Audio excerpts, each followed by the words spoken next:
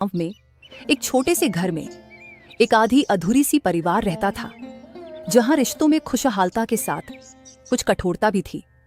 भीतर राधा अपने पिता रघुनाथ के साथ बैठी थी। रघुनाथ की उम्र 35 के पार थी, पर चेहरा अब भी ताजगी से भरा। आंखों में ममता और बोझ दोनों झलकते थे। पिताजी, एक बात पूछूं? आप हर सुबह इतने जल्दी क्यों निकलते हो? कभी कभी मन करता है आप बस यहीं मेरे पास बैठे रहें, माँ की तरह बातें करें। बिटिया, दुकान न खोलूं तो घर का चूल्हा कैसे जलेगा? और अगर मैं दुकान रोज नहीं खोलूंगा तो मेरे ग्राहक किसी और दुकानदार के पास खरीदारी करने लगेंगे फिर। और अगर मैं बैठ भी जाऊं तो तेरी माँ जैसी बातें कहां से ला पाऊंगा तुझे सुनाने के लिए? पर आप माँ जैसे बातें नहीं सुना पाए तो क्या हुआ? आप माँ से कम भी तो नहीं। जब आप मेरा सिर सहलाते हो तो लगता है जैसे माँ यही है। माँ के जाने के बाद आप ही तो मेरे पूरी दुनिया हो। तेरी माँ बड़ी भाग्यशाली थी जो तुझ जैसी बेटी दे गई, और मैं बस कोशिश करता हूँ कि तुझे माँ की कमी ना होने दूं। ठीक उसी समय बाहर से चिल्लाने की आवाज आती है, कोयल की, जो रघुनाथ की दूसरी पत्नी है। राधा को माँ की कमी ना हो, इसलिए रघुनाथ ने दूसरी शादी करी थी। लेकिन इसका उल्टा कोयल राधा को बिल्कुल पसंद नहीं करती थी। राधा, अरे ओ राधा, कहाँ चली गई? अब तक पानी क्यों नहीं भर कर लाई? या अब तक सो के उठी ही नहीं महारानी? कितनी कामचोर है रे तू। राधा ये सुन के जल्दी से बाहर आई और उसके पीछे पीछे रघुनाथ भी आया।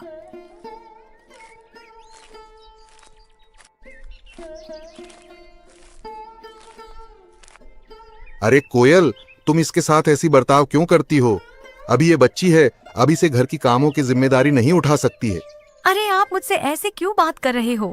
मैं भले ही इसकी सौतेली माँ हूँ, लेकिन मैं इससे प्यार करती हूँ। इसीलिए तो इसके भले के लिए जिम्मेदार बनना सिखा रही हूँ।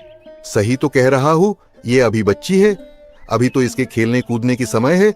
वैसे भी इतनी छोटी सी उम्र में इसने अपनी माँ को खोया है, और इसीलिए मैंने तुमसे इसकी माँ की कमी पूरा करने के लिए तुम्हें यहाँ ब्याह करके लाया था, न कि राधा को खरी खोटी सुनाने को। ठीक है जी, आप अगर नहीं चाहते हो इसको मैं कुछ कहूँ तो नहीं कहूँगी, चली जाती हूँ यहाँ से। मैं तो बस इसके भलाई के लिए ही कहती थी, आप तो हमेशा मुझ में बुराई ही देखते हो। राधा अपने पिता और सौतेली माँ के बीच हुई बहस को देख समझदारी से बोलती है, आप दोनों झगड़ा मत करो पिताजी, कोई बात नहीं। ये भी तो मेरी माँ है, मेरी भी कर्तव्य है कि मैं इनकी बात सुनूं। और वैसे भी मेरे लिए ही अच्छा है कि मैं जल्दी जल्दी सब कुछ सीख लूंगी। राधा ये बोलने के बाद अपनी सौतेली माँ के कहे मुताबिक काम में लग जाती है। रघुनाथ कोयल से बोलते हुए, कोयल, जरा सोच समझ के बोला करना। वो अभी बच्ची है, उसे प्यार की जरूरत है, न कि धमकी और सीख की। और मुझे पता है तुम उसे शुरू से पसंद नहीं करती। नहीं जी, आप मुझे गलत समझ रहे हो। मैं उसे बस सही राह दिखाती हूँ। हाँ, बस मेरी जुबान थोड़ी कड़वी है, लेकिन मैं उसे पसंद करती हूँ। और मेरी जगह उसकी असली माँ होती तो वो भी उसे ऐसे ही बोलती। हाँ हाँ, सब पता है मुझे। मेरे दुकान में जाने के बाद मेरे पीठ पीछे कितना खरी खोटी सुनाती हो उसे। सब जानता हूँ मैं, सुधर जाओ, नहीं तो मेरा वो रूप देखोगी जो तुमने पहले कभी नहीं देखा। और रहा सवाल उसकी असली माँ की, वो तो अपनी बेटी को बहुत प्यार से रखती थी। ये बोल के रघुनाथ अपने दुकान चला जाता है। यहाँ राधा अपने सारे काम करने के बाद अपने दोस्त अर्जुन से मिलने जाने के लिए तैयार होती है। तभी कोयल उसे रोकती हुए बोलती है, अरे ओ राधा, तू क्या फिर अर्जुन से मिलने जा रही है? अरे उसका पिता बड़ा आदमी है, और तू उन जैसे बड़े लोगों के साथ दोस्ती का रिश्ता मत रख। माँ, आप मेरे खेलने पे रोक लगाती है और काम करने के लिए बोलती है, लेकिन आप मुझे अर्जुन से मिलने से मत रोकिए। वो बहुत अच्छा दोस्त है मेरा। वो कभी अमीर गरीब में भेदभाव नहीं करता। अगर मेरी असली माँ होती तो मुझे कभी मना नहीं करती। ठीक है, जा फिर, जहाँ घूमना है घूम, तू और तेरे पिता। सही है अर्जुन, तू किस्मत वाला है। तेरे बाबूजी तो अमीर है और तेरे माँ बाबूजी तो तुझसे बहुत प्यार करते हैं।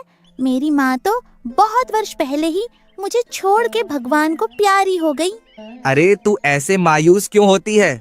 बोलना तुझे क्या चाहिए? मैं बाबूजी से बोल के तुझे भी दिला दूंगा ना। मुझे कुछ नहीं चाहिए अर्जुन, मुझे तो बस मेरी माँ बहुत याद आती है। मैं तेरी दुख समझ सकता हूँ। वो तेरी सौतेली माँ, वो भी तो तुझे तंग करती रहती है ना, इसलिए तुझे बहुत दुख होता होगा ना। ऐसी बात नहीं है, वो भी बुरी नहीं है, बस मेरे साथ थोड़ी सी सख्त है। थोड़े समय यही सब बात करने के बाद राधा और अर्जुन अपने अपने घर जाते हैं।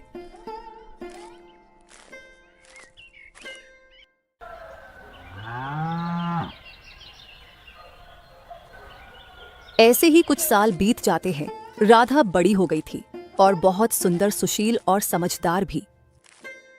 यहाँ अर्जुन भी अब जवान हो चुका था और अपने पिता के कारोबार में लग गया था। बड़ा होते होते अर्जुन भी अब अपने पिता जैसा मजबूत और कठोर दिल का बन चुका था। लेकिन राधा के साथ कभी उसने कठोरता नहीं दिखाई और वो मन ही मन राधा से प्रेम भी करने लगा था। माँ, आज राधा से मिलने जाऊंगा, आप बाबूजी से बोल देना। बहुत दिन हो गया उससे मिला ही नहीं। राधा, फिर वही लड़की।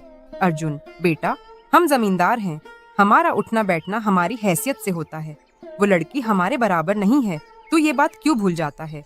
अरे मुझे पता है माँ, लेकिन एक राधा ही तो है जो मेरी बचपन की दोस्त है। वही तो है जो मुझे आप लोगों के अलावा बहुत अच्छे से समझती है। माँ, राधा सच्ची है, सीधी है, वो गरीब जरूर है, लेकिन वो दिल की बहुत अच्छी है। अर्जुन ये सब कह ही रहा था कि तभी ठाकुर भी उन लोगों के पास आता है और बोलता है, अर्जुन, तुम्हारी माँ सही कह रही है। इस उम्र में तुम्हें समझना चाहिए कि भावनाओं से जिंदगी नहीं चलती। समाज देखता है नाम, खानदान, जात। हालांकि तुम लोग दोस्त हो, लेकिन गांव के लोग तुम दोनों की दोस्ती के रिश्ते को अलग नजरिए से देखते हैं। गांव वाले बातें बनाएंगे। बचपन की बात अलग थी, लेकिन अभी तू उससे मिलना छोड़ दे। ठीक है बाबूजी, आप जैसा कहे मैं वैसा ही करूंगा। अर्जुन अपने माता पिता के सामने उनके बातों को झूठ मूठ का मान लेता है, लेकिन वह थोड़ी देर बाद चुपके से राधा से मिलने जाता है, जहां वे लोग बचपन में मिला करते थे।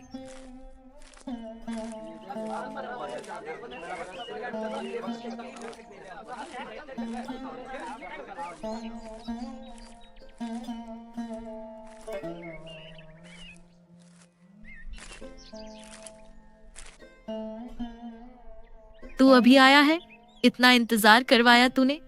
पता है, आजकल तो मेरी सौतेली माँ और सख्त हो गई है, घर से आने ही नहीं देती है।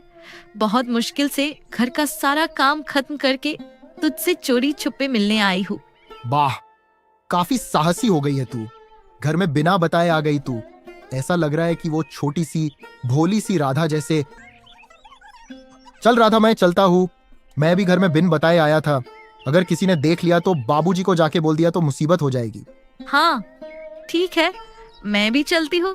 मुझे भी बाबूजी की दुकान उनके लिए खाना लेकर जाना है।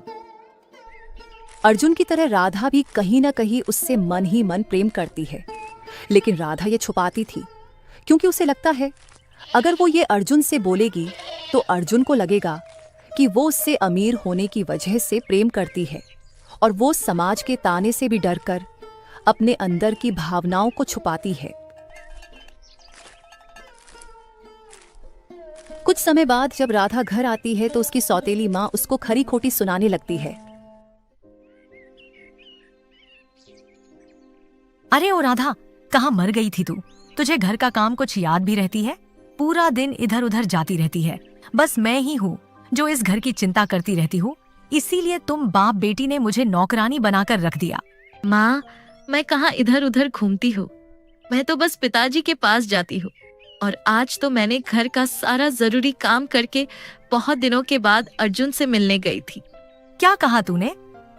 तू फिर से अर्जुन से मिलने गई थी? अरे पूरे गांव में थू थू करवाने की सोच रही है क्या तू? अरे हंसेंगे लोग। हम लोग जैसे तैसे घर चला रहे हैं और तू महारानी बड़े घर के साथ रिश्ता जोड़ने की सोच रही है। माँ, आप हमेशा मुझे गलत क्यों समझती हो? अर्जुन मेरा बचपन का दोस्त है, मैं तो बस उसको दोस्त की तरह मिलने जाती हूँ। इसमें रिश्ता जोड़ने की बात कहाँ से आ गई माँ? अरे वाह, बड़ी होते ही जबान लड़ाने भी सीख गई तू। काम धाम कुछ सीख नहीं पाई, लेकिन जबान लड़ाना पूरा सीख गई तू। बस यही बाकी रह गई थी, पूरा दिन काम करो और फिर बाप बेटी के नखरे उठाओ। राधा कोयल की ये बातें सुन के कुछ नहीं बोलती है, और घर के भीतर चली जाती है।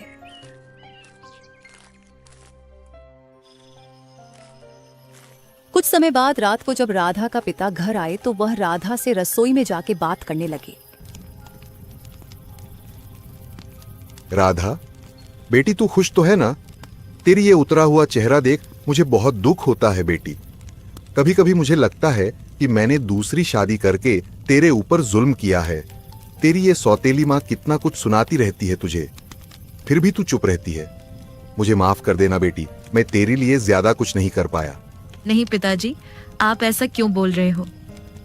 मैं दुखी नहीं हूँ, बस कभी कभी माँ की याद आती है। और आपने कुछ गलत नहीं किया मेरे लिए। और कोयल माँ भी दिल की बुरी नहीं है, बस वो थोड़ी सख्त है। कितनी समझदार है रे तू। तेरी जैसे बेटी पाके तो मैं धन्य हो गया। भगवान तेरी जैसी बेटी सबको दे। लेकिन बेटी, शायद मैं ही अच्छा पिता नहीं बन पाया। तेरे जैसे लड़की की किस्मत में बहुत अच्छे पिता। अगली सुबह जब राधा जल्दी उठकर घर का काम करने लगती है और उसका पिता भी दुकान गया होता है, तभी राधा की सौतेली माँ उसके पास आके उससे बोलती है, अरे राधा, कल रात को तुम दोनों बाप बेटी मेरे खिलाफ कुछ बोल रहे थे ना? मुझे सब मालूम है। तुम लोग मुझे इस घर का शत्रु समझते हो। तुमने तो जरूर मेरे खिलाफ अपने पिता से शिकायत की होगी। नहीं माँ, आप हमेशा की तरह मुझे गलत समझ रही हो। हम लोग आपको शत्रु की तरह नहीं देखते, उल्टा आप ही मुझे शत्रु समझती हो। पिताजी ने मुझे कभी माँ की कमी महसूस ना हो, इसलिए आपको मेरी माँ के रूप में विवाह करके घर लाया। लेकिन आपने तो मुझे कभी अपनाया ही नहीं। वाह, उल्टा चोर कोतवाल को डांटे। मैंने कभी तुमको पराया नहीं समझा। हाँ, मैं थोड़ी सख्त हूँ, लेकिन वो भी मैं बस तेरे भलाई के लिए ही होती हूँ।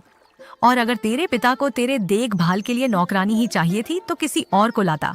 मेरी जिंदगी क्यों खराब की? माँ, पिताजी और मैंने कभी आपको नौकरानी नहीं समझा। आप ही खुद ये सोचती रहती हो। छोड़िए माँ, आप ये अभी नहीं समझोगी। मुझे आपसे बहस नहीं करनी है। और हाँ माँ, मुझे आपसे कोई शिकायत नहीं है।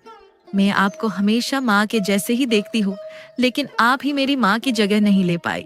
ये बोल के राधा वहां से चली जाती है।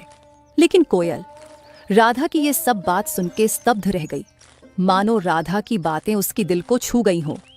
लेकिन फिर भी वो अपने भावनाओं को छुपाकर राधा की बातों को दिल से निकाल देती है। थोड़े समय बाद राधा अपने पिता के लिए दोपहर का खाना लेके दुकान पे जाती है।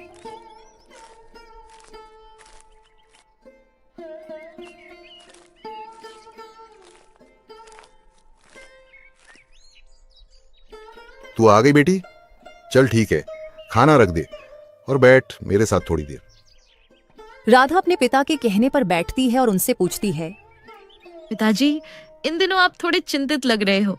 कल रात भी आप थोड़े चिंतित थे और आज भी चिंतित है। कुछ हुआ है क्या पिताजी?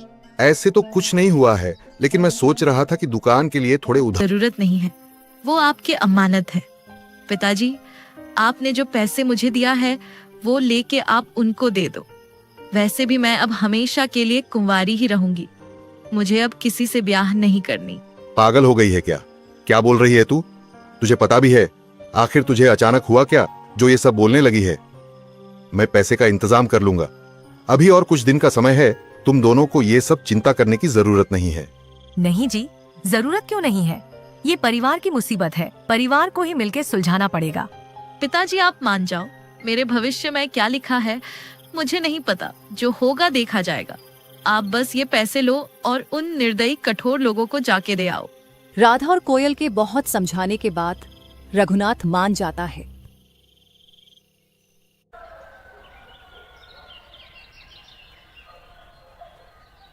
अगली सुबह वो राधा के पैसे लेके ठाकुर हरिचंद्र को देने के लिए जाता है।